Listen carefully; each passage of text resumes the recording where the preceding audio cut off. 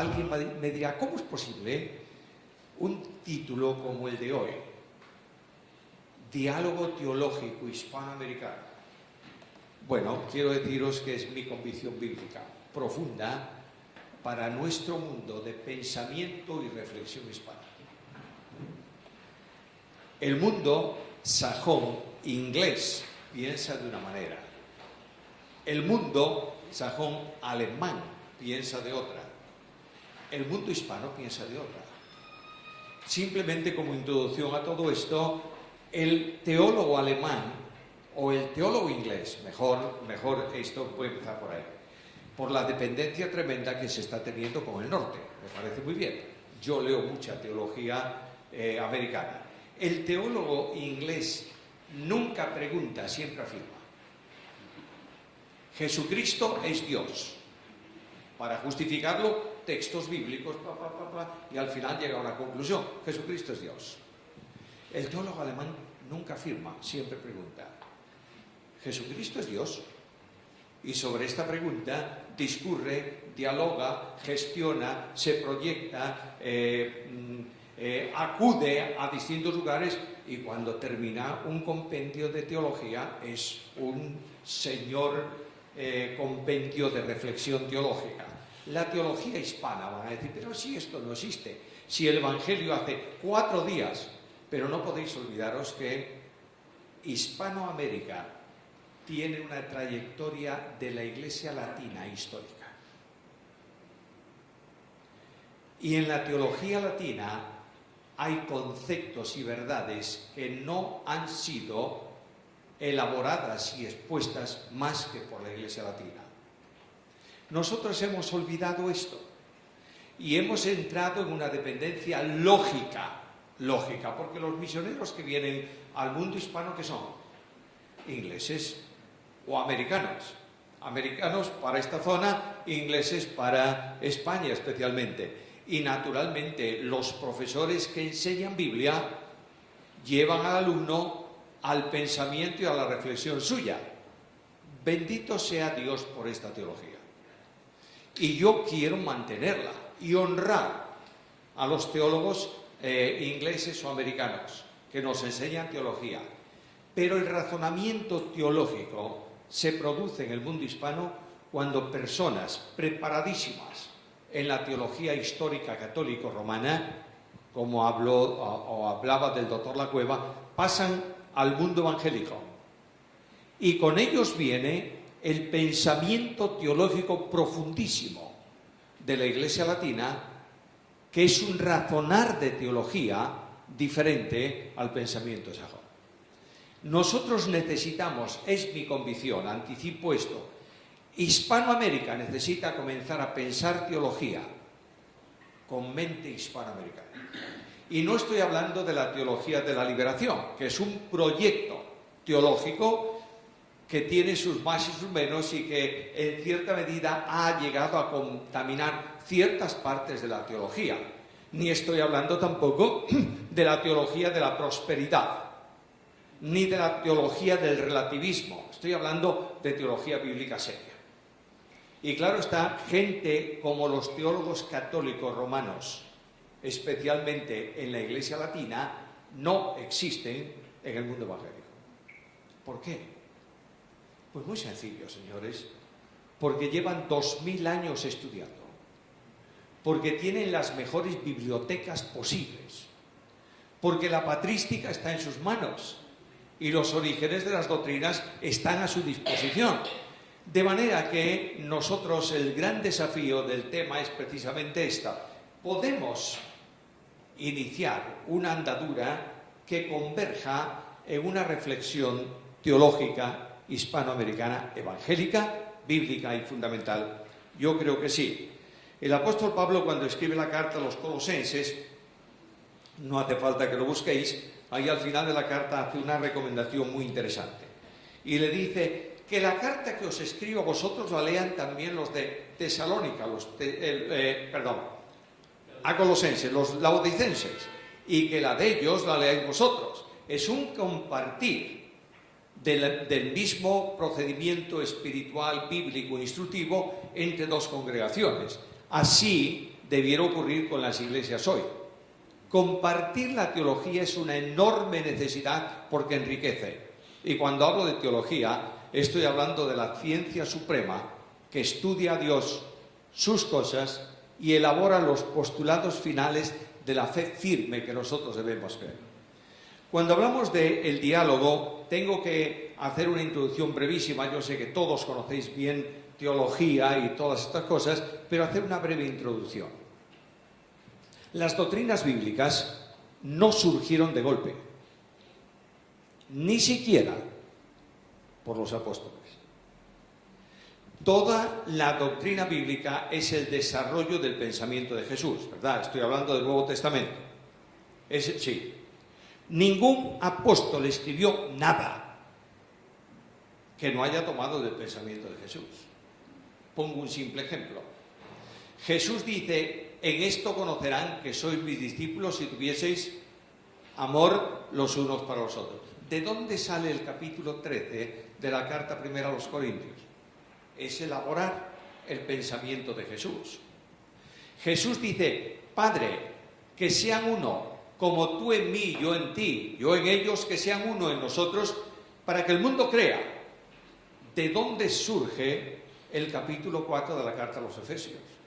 Del pensamiento de Jesús. Notáis que Cristo, el Verbo eterno, viene a revelar al Padre en toda la dimensión y viene a revelar el pensamiento del ser divino.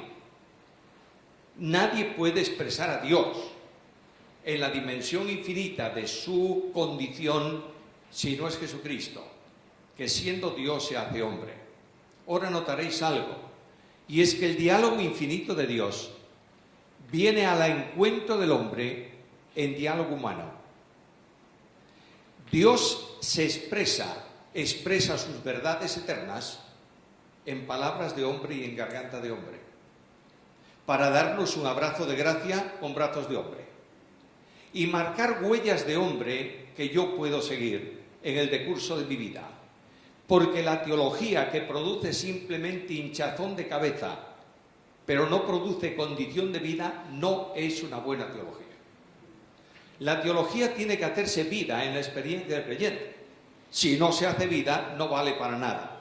Conocí, supongo que no habrá muerto, pues digo conocí un hombre en España, profesor de la Facultad Pontificia de Teología de Salamanca, experto en exégesis bíblica. Este hombre, tú te encontrabas con él y le decías: oye, dame rápido un bosquejo de Nahum. Y él te decía: capítulo 1 esto, capítulo 2 Nahum.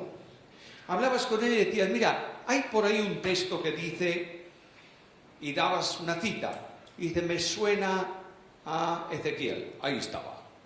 De manera que conocía la Biblia de forma tremendísima, pero tremenda. Y un día me dijo, otra vez aquí, porque cada vez que yo voy a Salamanca, ¿os imagináis a dónde voy? Bueno, a la iglesia, por supuesto, pero a la Pontificia. Y me voy a la biblioteca de la Pontificia y me paso 2 días buscando libros ahí dentro. Bien, pasaba por su despacho y me dice: ¿estás ahí? Que vienes a hacer unas conferencias. ¿Y de qué vas a hablar? Le dije: pues de identificación con Cristo.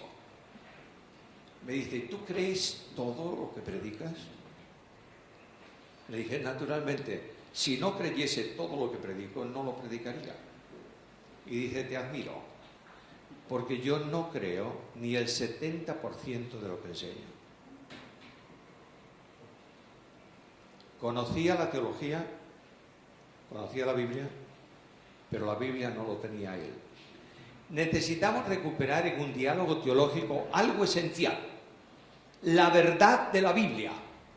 Y la Biblia, y solo la Biblia, informa la teología. Y todo cuanto no descanse en Biblia no es buena teología. ¿Me estáis siguiendo? Lamentablemente el mundo hispanoamericano, España incluyéndola por supuesto, está despreciando la enseñanza bíblica desde el púlpito. Y la Biblia está desapareciendo del púlpito de muchas iglesias.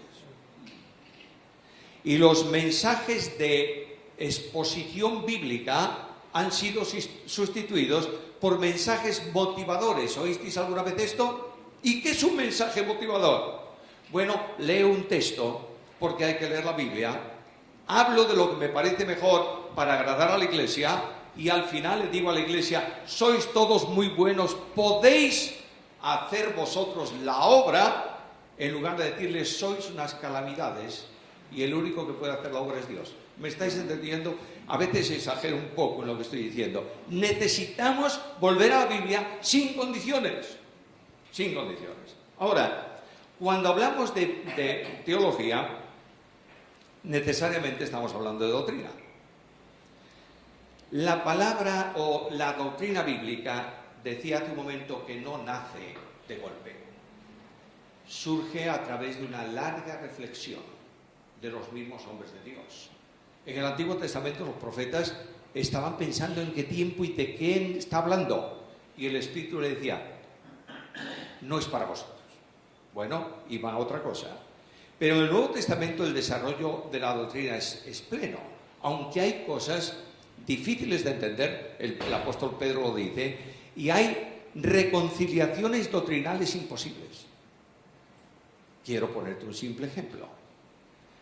Ocurría en el Antiguo Testamento también. Hay una profecía del Mesías que reina, ¿sí? Sí. Y hay una profecía del Mesías que muere. ¿Puedes reconciliar eso? No, si no tienes la revelación de la cruz, de la muerte y de la resurrección. Para mí, qué fácil es. Cristo no ha venido para ofrecer el reino a nadie. Cristo ha venido para morir por los pecadores en una cruz. El reino es algo futuro. Dios reinará sin duda ninguna, pero Cristo ha venido con un propósito. ¿Cuál es el propósito? Predicar el Evangelio, salvar a los pecadores, sustituyéndolos en una cruz. Este concepto teológico no estaba asumido en la totalidad del Antiguo Testamento porque les faltaba una parte de revelación posterior. En el Nuevo Testamento ocurre lo mismo. Por eso las tremendas discusiones de elección y no elección, de soberanía y gracia libre. ¿Puedes reconciliarlas? No. Puedes ni podrás. Por tanto, limítate a asumir las dos grandes verdades como está en la Escritura y predicarlas para predicar toda la palabra de Dios. Ahora quiero avanzar un poquito en esto. Notaréis que las 9 doctrinas fundamentales, no voy a decir cuáles son porque las sabéis todos vosotros, comenzando por la bibliografía, las 9 doctrinas fundamentales tienen un proceso histórico largo hasta llegar a una conclusión más o menos definitiva. Pongo un simple ejemplo. Cuando Cristo viene al mundo, los mismos discípulos que están a su lado, en su entorno, van progresando en conocimiento de Jesús a lo largo del tiempo. De manera que al principio era un hombre que hace milagros y asombra, pero al final, antes de la cruz, los discípulos confiesan que es el Hijo de Dios. ¿Me estáis siguiendo? ¿Qué ha ocurrido?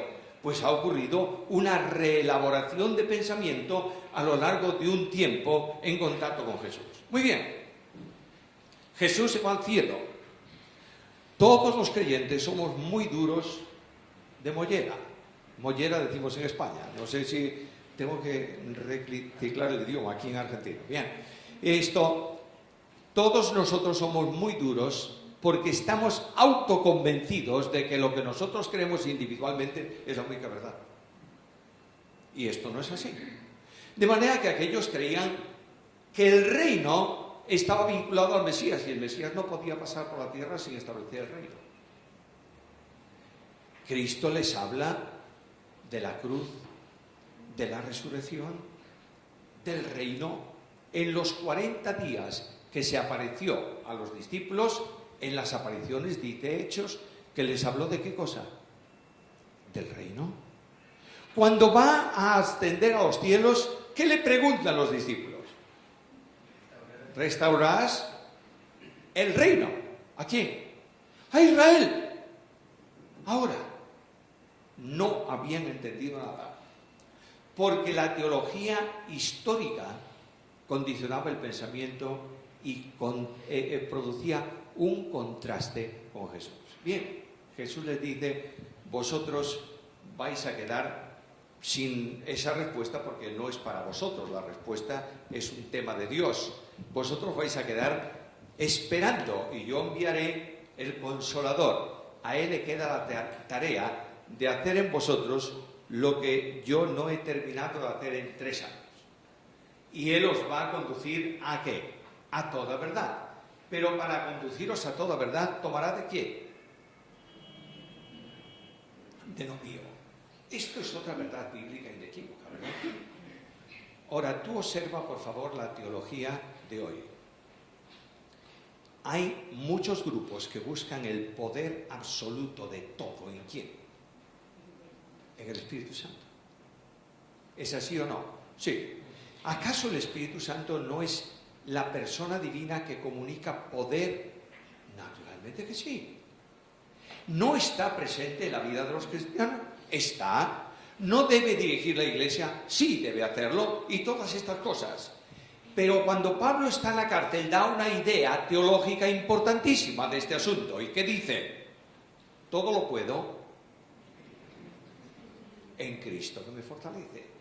Porque la teología bíblica enseña que no hay nada procedente de Dios que pueda ser asimilado por el hombre si no pasa por Cristo. Porque Cristo es el único mediador entre Dios y los hombres. Esto no se llega a entender. ¿Sabéis por qué? Y así se producen grandes cosas. Porque no se ha ido a la teología bíblica histórica también. Y se ha entrado en esta profundización. Ahora, los apóstoles elaboran una doctrina tremendamente compleja después de pensar en ella. Voy a deciros algo y me vais a decir, este es un hereje, no hay que seguir oyéndole. Tengo la convicción profunda, después de escribir el comentario al Evangelio según Juan, tengo la convicción profunda que el último libro del Nuevo Testamento es el Evangelio según Juan. Y que esa idea de que Marcos es el protoevangelio del que toman todos para escribir, discrepo absolutamente. Los evangelios están colocados en la Biblia como fueron escritos. El primero Mateo, sin duda. Porque ¿dónde nace la iglesia? En Jerusalén. ¿Y son griegos o judíos? Judíos. ¿Y cuál es la pregunta de los judíos? Si Jesús es el Mesías, ¿dónde está el reino? ¿Qué hace Mateo? Escribe sobre el reino y utiliza reino de los cielos en su contexto. ¿Os dais cuenta de esto? Mientras que Lucas y Marcos usan muchos de esos mismos versículos con el calificativo de reino de Dios. Bueno, esto no tiene tanta importancia, pero yo os invito a abrir Juan y mirad el prólogo del Evangelio según Juan. En el principio era el Verbo.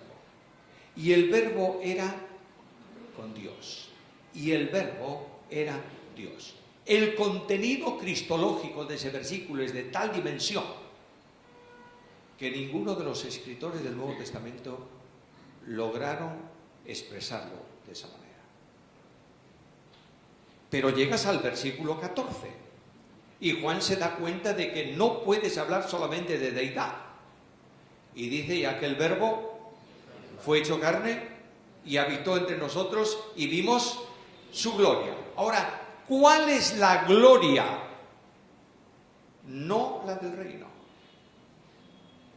Vimos su gloria como del unigénito del Padre, lleno de gracia y de verdad. Y el pensamiento de Juan en cristología es de una dimensión tal que necesariamente exige tiempo de reflexión para decir eso. Alguien me va a decir, pero oye, si la Biblia es inspirada. La Biblia es inspirada, pero no dictada. ¿Me sigues? El Espíritu Santo ha custodiado la mente del escritor para que escriba lo que es doctrina bíblica, palabra de Dios. Pero no le dictó Dios, palabra por palabra, lo que tiene que escribir. Viene de una reflexión larga y yo creo personalmente que Juan llegó a esas conclusiones en Patmos. Cuando desterrado a la isla, tiene tiempo de reflexionar. Y el Evangelio de Juan surge en la mente de Juan probablemente porque el capítulo 1 de Apocalipsis presenta el glorioso resucitado Jesús. Y claro, escribir de alguien con esa majestad y esa dimensión exige vincularlo con la deidad, no desde el momento de su ascensión, sino desde antes de su nacimiento. ¿Me estáis siguiendo?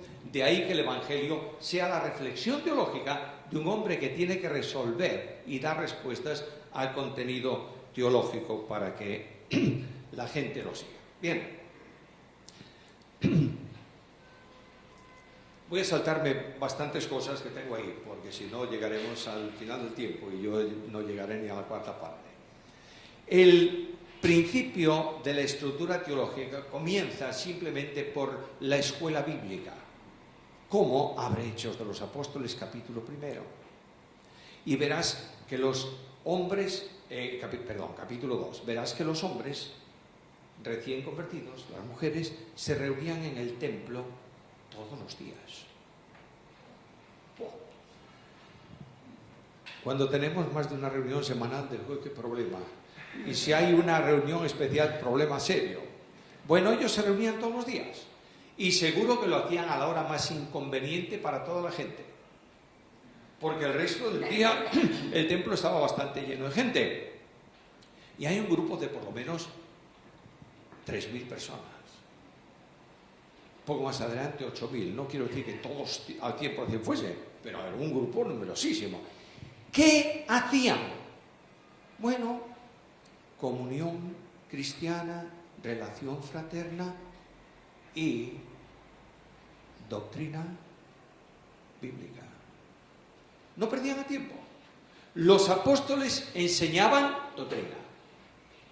Y aquel pueblo iba captando la doctrina y haciendo la vida de manera que tenían el favor de todo el pueblo. Y ocurría lo que tiene que ocurrir. En la medida en que tú te vinculas con Dios, Dios cumple sus promesas contigo.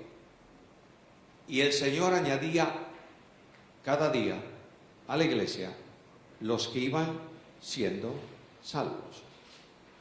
O, si prefieres otra traducción, no te enfades conmigo, los que habían de ser salvos. Bien, tómalo como tú quieras. Lo voy a decir más simple. Los salvos. Cada día se añadían salvos. Creo que estamos muy lejos, ¿o no?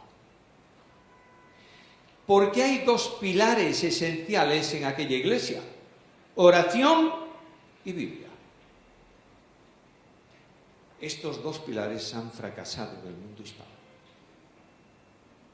Y muchas conversiones no son conversiones, son convicciones. Gente que emotivamente siente no sé qué cosa y creen en no sé qué historia, pero no han tenido una relación personal con Cristo. A esta gente no se le enseña Biblia, se les instruye en razón denominacional y en conveniencia de los líderes de la denominación. Ahora, mis queridos hermanos, las escuelas teológicas van surgiendo, ¿verdad? Inmediatamente después de ese primer encuentro y el establecimiento de iglesias en todo el mundo, comienza la historia del Imperio Romano fragmentado. El Imperio Romano se divide en dos: el Imperio de Oriente y el Imperio de Occidente. En el Imperio de Oriente, la Iglesia griega. ¿Se lee algo de teología griega hoy? ¿Qué va?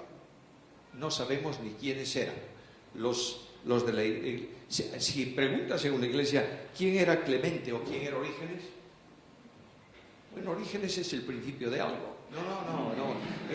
El teólogo. No, del siglo II y del siglo III. Y cuando te encuentras con algún líder que no le gusta mucho entrar en la patrística, te dirá: Orígenes era un hereje. Bueno, cálmate un poco. Es verdad que Orígenes dijo cosas que no son demasiado correctas en cuanto a Biblia, pero era un hombre con un enormísimo conocimiento de la Biblia.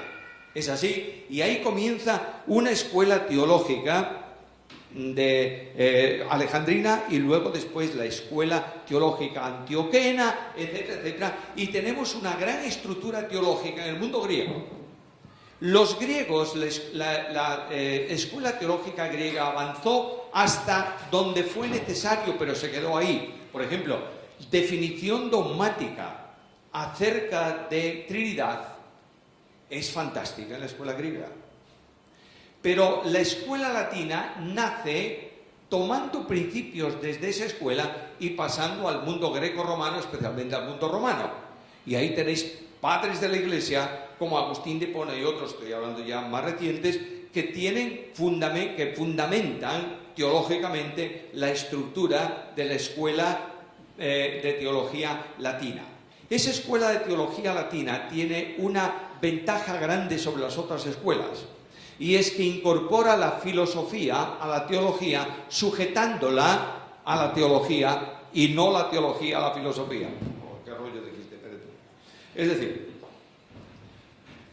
la escuela latina original usa la filosofía y la pone al servicio de la teología. ¿Y para qué queremos filosofía? ¿Oísteis alguna vez excomulgar a todo aquel que estudia filosofía? Cuando estaba en la facultad de teología, una de las asignaturas más complicadas, y eso sí que no la soltaba él de la mano, era filosofía del pensamiento. Y alguien le preguntó al principio: doctor, ¿por qué estudiar filosofía? Y dice: para que no hagas esa pregunta y para que sepas pensar. Naturalmente que sí. Ahora, hay cosas en doctrina que no puedes expresar sin filosofía. Olvídate. Por ejemplo, ¿por qué motivo Jesús es impecable? ¿Qué es impecable? Que ni pecó ni puede. Bueno, para un poquito, para un poquito. ¿Es hombre o no es hombre? Sí. ¿Tiene los elementos propios de una naturaleza humana o no? ¿Un cuerpo humano? ¿Un alma humana? ¿Y un espíritu humano? Tiene, por tanto, en razón de eso, tiene los elementos necesarios para ejercer la voluntad. ¿Es una naturaleza volitiva o no? Y ahí comienza el problema. Porque Jesucristo es un hombre sin personalidad humana. Y eso no te lo dice la Biblia. ¿Te lo dice la Biblia? No. Te lo dice la filosofía. Porque siendo Jesucristo una persona divina con dos naturalezas, el sujeto de atribución de las acciones de cualquiera de las dos naturalezas es la persona en que subsiste. ¿Me entendisteis o no? Me parece que no mucho. ¿Por qué? Porque no se usa esto. Es decir, si Jesús, naturaleza humana del Verbo eterno, cuya naturaleza está vinculada a la persona divina siempre, desde la concepción, no puede ser santísimo el que nace en Belén si no es formado en la persona divina del Hijo de Dios. ¿Me estáis siguiendo? Toda la acción de las actividades de Jesús de Nazaret, hombre, afectan personalmente a la deidad, porque es naturaleza divina. ¿Me estáis siguiendo? Esto los griegos no lo han visto tanto, porque no lo necesitaban. Los latinos tenían que enfrentarse a las grandes controversias, especialmente ya en tiempos posteriores de arrianos y demás cosas. De manera que la escuela de teología latina tiene unos recursos impresionantes para la teología. No se estudia mucho esto en los institutos bíblicos evangélicos. Y a veces nos salen por ahí ideas extrañísimas acerca de Jesús. Jesús el Señor Sabía todo. Para un poquito. ¿Sabía todo como persona divina? Claro, por supuesto, es el verbo. ¿Como hombre? No. Prueba de ello, una prueba simple, simplísima. Llega Jesús a resucitar a Lázaro. ¿Y qué dice Jesús? ¿Dónde le habéis puesto? La humanidad de Jesucristo queda limitada al ejercicio del conocimiento sobrenatural, porque es un hombre y asume esa limitación, se hace como nosotros. Y el conocimiento sobrenatural se lo comunica a través de la persona divina cuando es necesario para el ministerio. ¿Me estáis siguiendo? Jesús como hombre se levanta en el mar de Galilea y dice al viento calla y al mar enmudece. ¿Es un hombre el que lo hace? Sí, el que lo expresa. Pero es la persona divina la que hace el milagro. ¿Me estáis siguiendo? Por tanto, toda esta cuestión tiene que ver con la escuela. ¿Y por qué me detengo tanto? Porque somos herederos de la Escuela Latina de Teología. Claro, ¿qué pasó con esa escuela? Si sabe tanto, ¿por qué se desvió tanto? Bueno, se ha desviado mucho a causa de una historia que se llama dogma. Y la Escuela Latina supeditó la teología al dogma. Porque todo cuanto se habla ex cátedra tiene tanto valor como la misma palabra de Dios. De ahí las grandes desviaciones. Ahora yo voy a preguntaros, en el mundo evangélico, no hablo de una iglesia, no sé dónde es una iglesia que lo vuelve loco, pero estoy hablando de gente preparándose, formándose en academias de estudio bíblico, en universidades. Se lee Tomás de Aquino. Ese es un hereje, sí, es un hereje. No es un hereje. Es un tremendo teólogo que tiene cosas que no son correctas en razón de la sumisión al dogma. ¿Me está siguiendo? Pero tiene un desarrollo teológico impresionante que no lo tiene, bueno, lo tienen muy pocos en el mundo latino.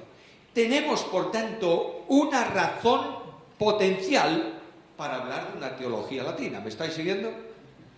Ahora, dentro del orden hay otro ejemplo muy simple. ¿Todos leísteis las instituciones de Juan Calvino?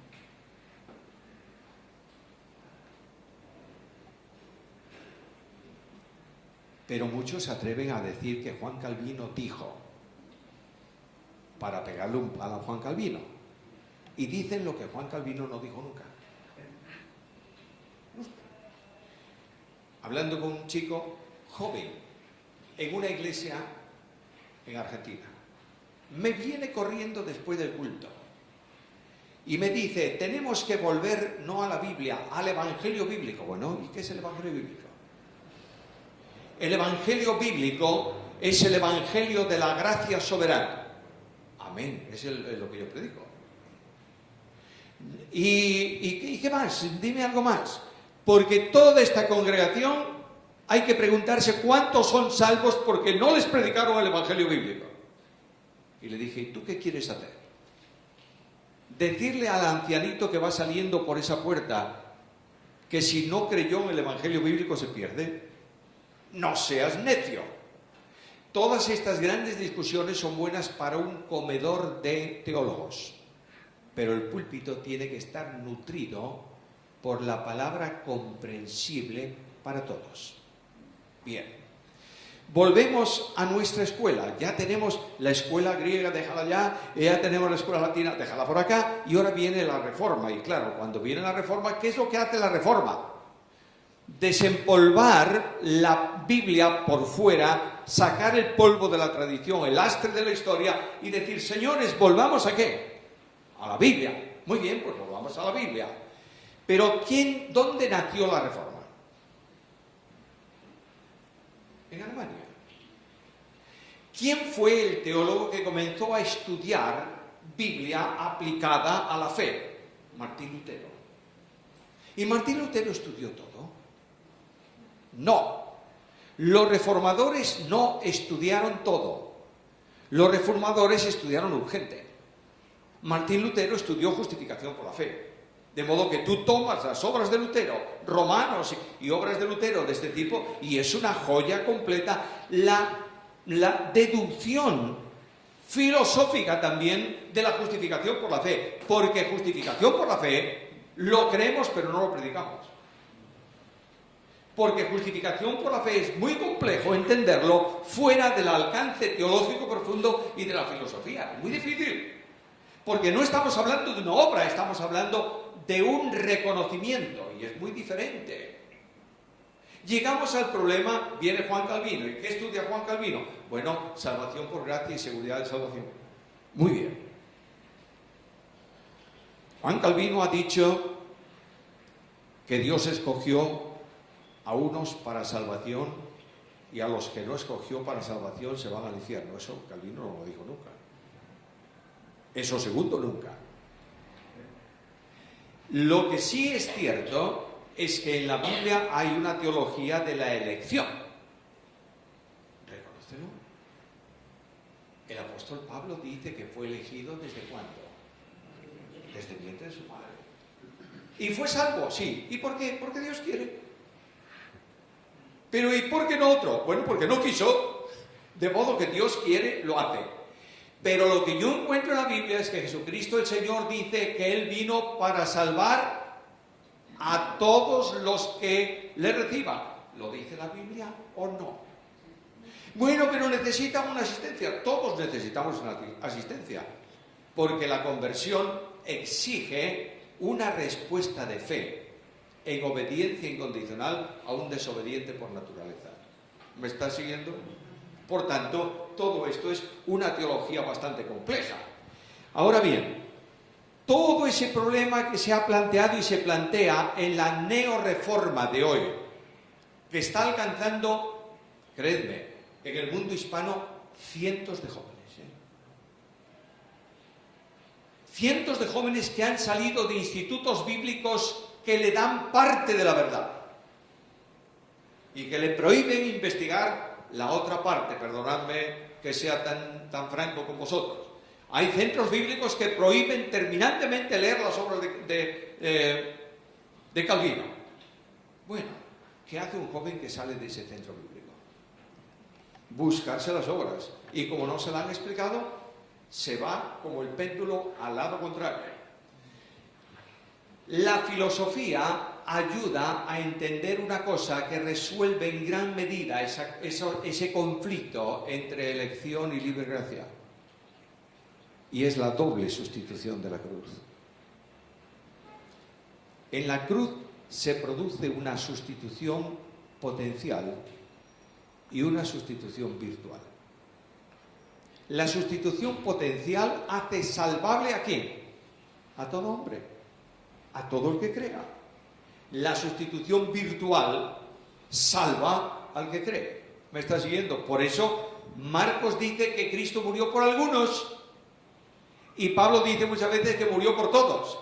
Es verdad, las dos cosas son enormes verdades, pero eso es necesario recuperarlo a través de una enseñanza teológica que incluya también los principios filosóficos. Estamos viviendo en el mundo latino en una impresionante dependencia. ¿Qué dice fulano de tal sobre esto? Bueno, es muy respetable y hay que leerlo, Pero ¿qué es lo que realmente hay que responder a este tema? Para muchos creyentes, maestros bíblicos, la cristología... Oye, yo no sé si voy... ¿Cuándo tengo que terminar tú? ¿Tengo cuánto por delante? Y tiene hasta el 5. 17:05. Tú me dices. Esto... esa dependencia impide avanzar en temas que son de urgente estudio y elaboración. Por ejemplo, ningún teólogo sajón, alemanes poquitos, pero latinos algunos, hablan de un tema que a lo mejor suena nuevo, la recuperación del diálogo. ¿Qué es eso? Bueno, eso es algo fantástico. Cuando el hombre peca contra Dios, ¿quién interrumpe el diálogo con Dios? El hombre. ¿Quién recupera el diálogo? Dios. El hombre se esconde y Dios, ¿qué dice? ¿Dónde estás tú? Sigues adelante y a lo largo de toda la Biblia vas viendo esto. El hombre se esconde, se escapa, empudece. Dios actúa, restaura el diálogo.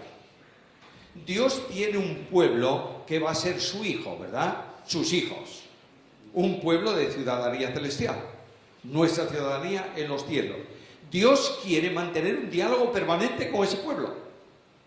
Porque no son unidades aisladas, es una unidad espiritual. Todos somos un cuerpo, ¿en quién? En Cristo. ¿Lo crees? ¿Lo crees o no? Sí. Bueno, lo creemos con esto, pero cuando hablamos de que la iglesia de Cristo es solo una iglesia en el mundo, no. Estos de ahí enfrente no son iglesia, porque son muy raros. El raro eres tú si no entiendes que aquellos con sus rarezas son salvos por gracia mediante la fe. ¿Me estás siguiendo? Entonces Dios quiere mantener un diálogo con esa unidad, porque somos uno en Cristo. ¿Cómo mantiene el diálogo permanente? Incapaz de romperse, colocándonos en Cristo. Y Cristo, que dialoga con el Padre permanentemente porque es el Verbo, restaura el diálogo definitivo entre el pueblo y Dios permanentemente. Eso es una investigación cristológica que está en marcha. ¿Se estudia en el mundo hispano? Muy poquito. ¿A dónde quiero llegar para terminar? Es un desafío, hermanos. Es necesario, en primer lugar, usar los medios, no dividirlos.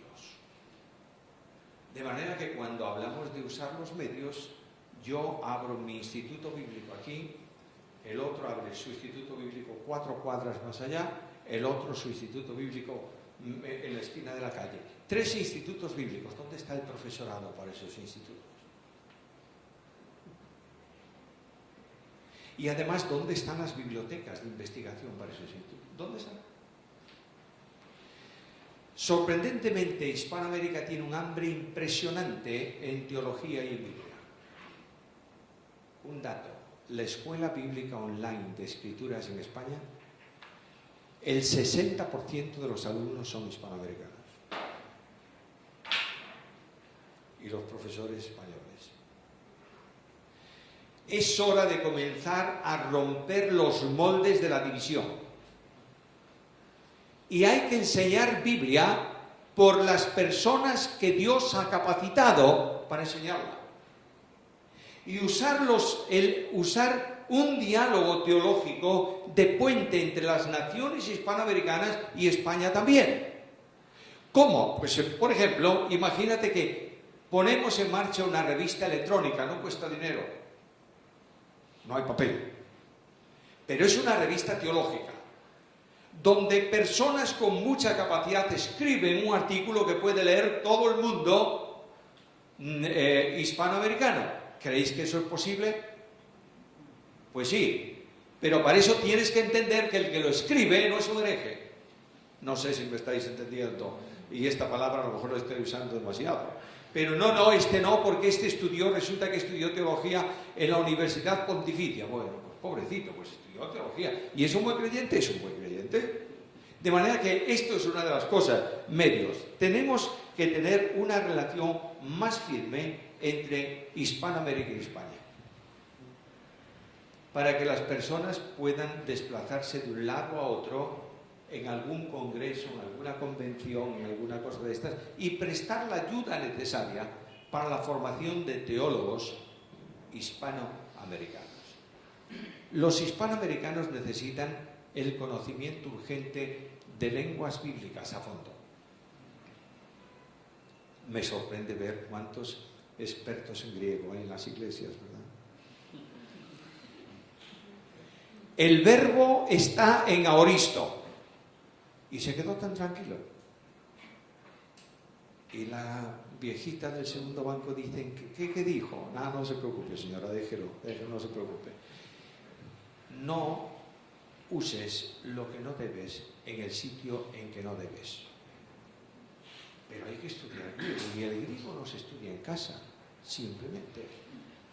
El griego requiere años de estudio continuado, y cuando terminaste tienes que seguir utilizándolo. Cuando comencé ese comentario gordote, empecé a analizar los versículos y dije yo, madre mía, ¿cómo me cuesta? Y claro que me costaba. Llevaba 15 años sin ir al griego de nuevo y recuperar un idioma que dejaste 15 años. Es un problema. Ahora te pones a estudiar y tal. Hoy en día a veces le digo a Susana, me vuelve loco. Este Lucas me vuelve loco, que fue lo último que hice, porque Lucas escribe muchas veces en un griego helenístico, más que koiné. Y tienes que buscar todos los giros idiomáticos de ahí. Necesitamos enseñar de verdad idiomas bíblicos. Y quiero deciros, mis hermanos, que el idioma griego es difícil para los ingleses, porque los verbos griegos, algunos de ellos, los optativos, no entran en la cabeza de un inglés, porque no lo tienen. Los alemanes pueden entenderlo mejor, muchísimo mejor, porque ellos declinan el idioma. El español, el italiano, el francés, son idiomas para estudiar a fondo el texto griego. Las Biblias, otro gran problema. Hablaré de esto otro, no quiero quemarme ese taller. Esto es Nueva Versión Internacional, eso es una herejía. El hereje es el que lo dice. No, esto es la versión ideal, es Reina Valera 1905 de la Sociedad Bíblica Trinitaria. No digas tonterías. Y como esto, 1000 cosas más. Por tanto, tenemos que darle instrumentos a los pastores. Y ya he avanzado y termino ahí. Las bibliotecas pastorales de muchos pastores, valga la redundancia, son mínimas. Tienen 4 libros, no porque no quieran tener más, porque no pueden costearlo.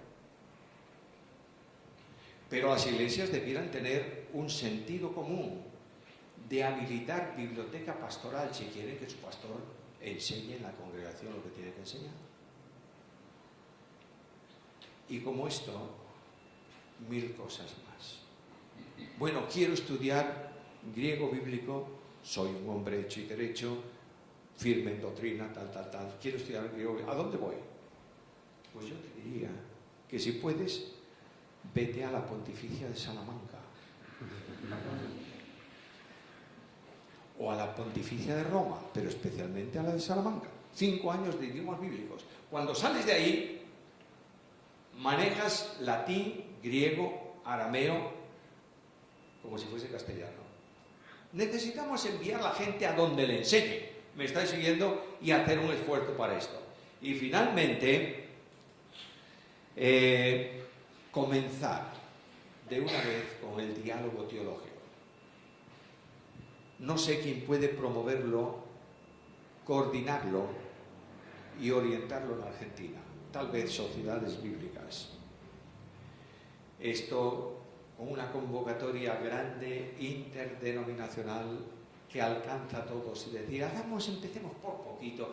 Vamos a empezar con una revista teológica de 200 páginas mensual. No, olvídate, no lo vas a hacer. Me llega con una revista de 5 páginas cada 6 meses, pero comencemos. Y comencemos un diálogo teológico pensando teología en castellano. Y haciendo comentarios no de la traducción, sino de la reflexión. Porque cuando tú haces un comentario desde la reflexión, creces. Desde la traducción muchas veces te enfadas. Por tanto, hermanos queridos, yo pido una reflexión seria a las iglesias en Argentina. un país que lidera cultural y socialmente el mundo latinoamericano, para que comience el desarrollo de una etapa nueva en donde la teología evangélica latina sea un tesoro para enseñar la palabra y edificar la Iglesia de Jesucristo. Gracias.